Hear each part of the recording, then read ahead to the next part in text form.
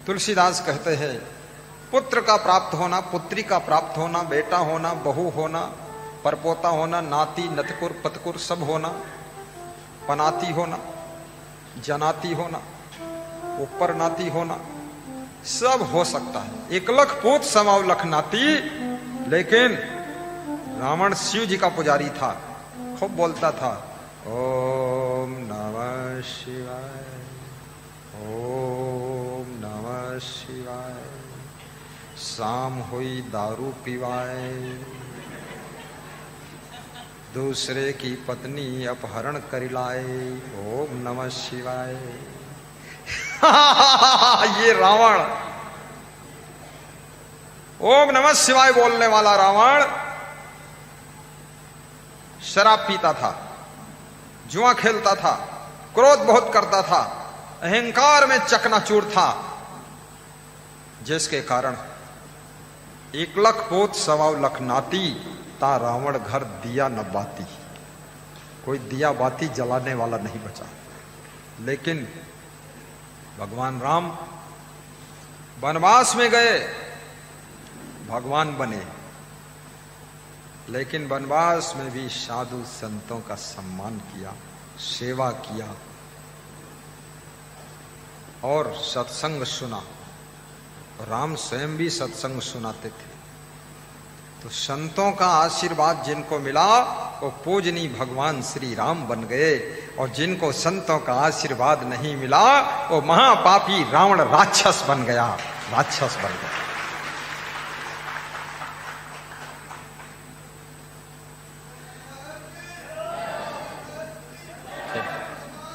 जय। कुछ लोगों के अंदर भरम भी है। 1-2 साधुओं का नाम बदनाम हुआ तो लोग सोचने लगे अरे सब साधु ऐसे ही होते हैं, वैसे बोलने लगे।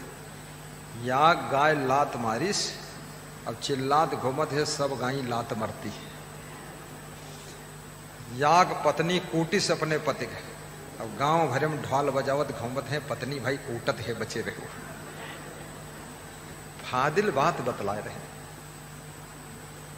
फादिल बात बतलाते। पहली बात, ये समाज के अंदर लोगों को यही ज्ञान नहीं है कि साधु है कौन। जो दाढ़ी बढ़ा ले, जो जटा रखा ले, जो उल्टा पलटा कपड़ा पहन ले वो साधु, जो भभूत लगा ले वो बहुत बड़ा साधु, जो आधा नंगा घूमे वो बहुत बड़ा साधु, जो पूरे नंगा हो जाए तो महासाधु, और जो गांजा पिए वो लंबा साधु, और जो भांग घोंटिक पिए 2 लाते तुमरे मारे वो तो बिल्कुल मोक्ष दे दी साधु। साधु की परिभाषा ही लोगों को पता नहीं है। जो जतने ढोंग मचाओ वो बड़ा साधु, जो बताए दे हल्दी माथे में लगाई दी तो 3 लोग तरजी हो, तो कहा जा रही यह चाहिए हमका हल्दी का मिर्चा घाल लगा दो।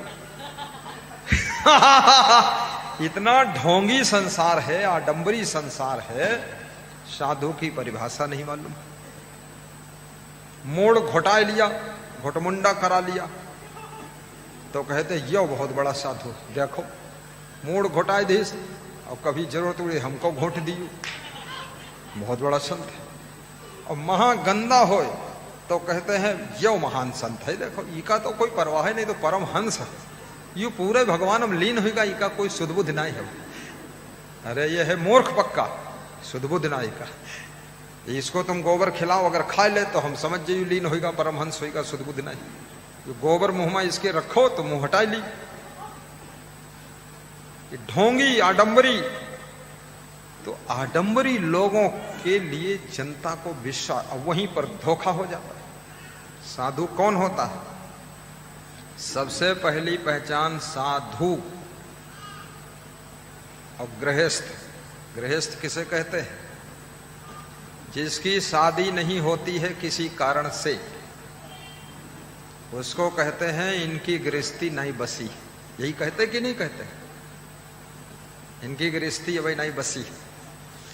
और जिसकी साधु हो गए, शादी हो गए, तो लोग कहते हैं अब ये गृहस्थ हो गए, गृहस्थी में प्रवेश कर गए, इनकी गृहस्थी बस चुकी है। तो अब साधु कौन?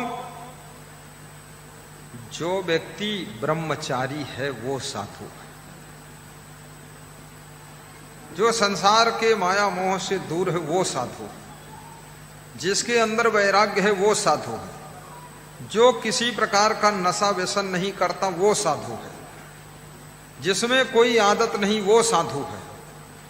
जो संतोषी है वो साधु है, सहनशील है वो साधु है, क्षमावान है वो साधु है, सद्गुण जिसमें बहुत है वो साधु है, और जिसके अंदर विवेक ज्ञान है वो साधु है, जो चरित्रवान है वो साधु है, और जिसको आत्म ज्ञान है वो साधु है।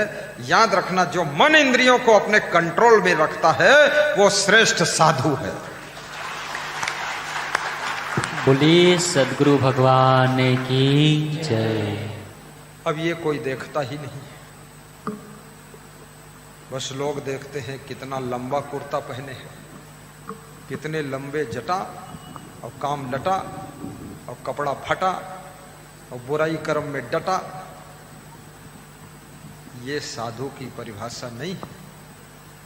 साधु को ठीक से समझ लेना। अब साधुओं में डुप्लीकेट भी घुस गए।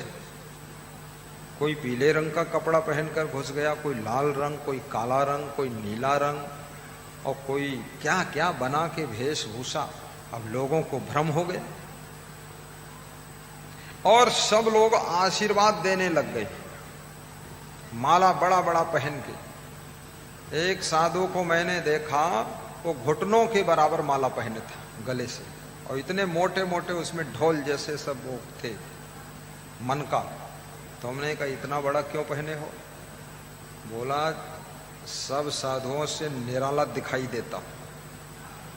तो हमने कहा साधुता है?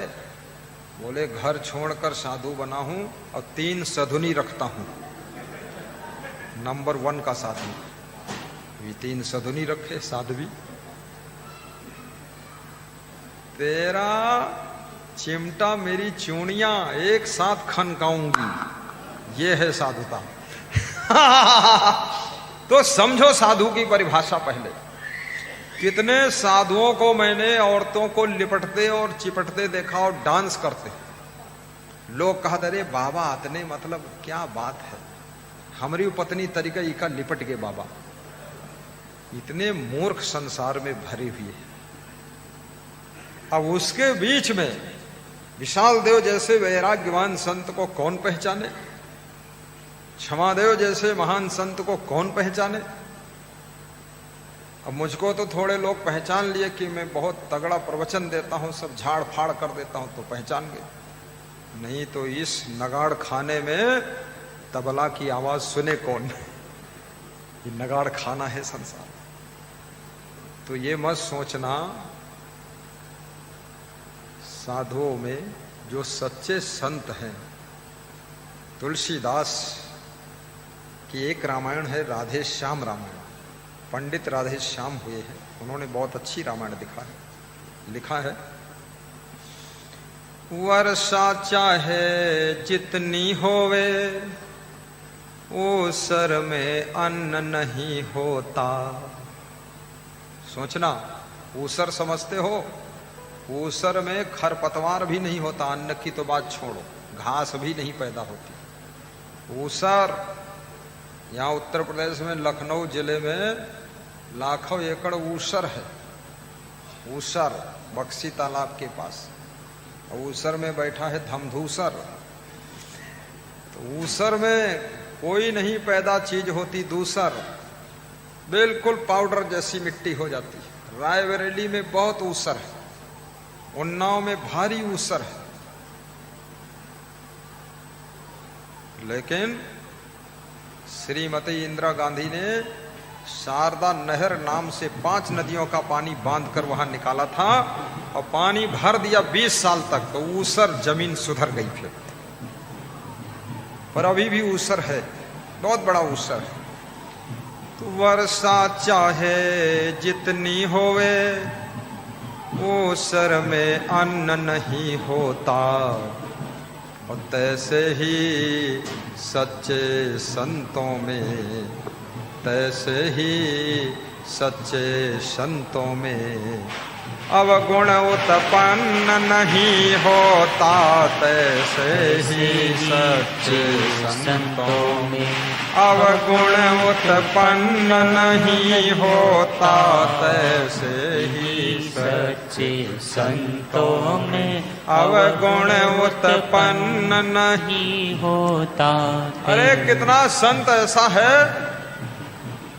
उसका सोच है कोई माने चाहे न माने, कोई दक्षिणा कौड़ी भर दे चाहे न दे, लेकिन वो अपनी साधुता में अटल रहता है, इसकी परवाह नहीं करता।